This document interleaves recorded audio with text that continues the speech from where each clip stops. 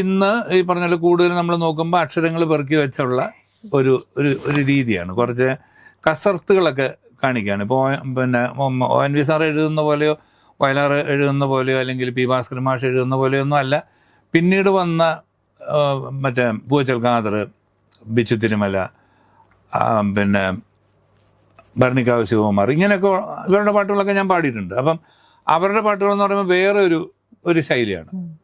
പക്ഷെ ഈ പഴയതിനോട് കടപിടിക്കുന്ന രീതിയിൽ തന്നെ ഏകദേശമൊക്കെ പോയിരുന്നു. പക്ഷെ പിന്നീട് വന്നപ്പം ഈ ന്യൂജനിന്റെ തള്ളിച്ച കൊണ്ടായിരിക്കാം ഇപ്പം പുതിയ സിനിമകളിലൊക്കെ വരുമ്പോൾ നമ്മളെ അക്ഷരങ്ങളുടെ ഒരു കസർത്താണ്.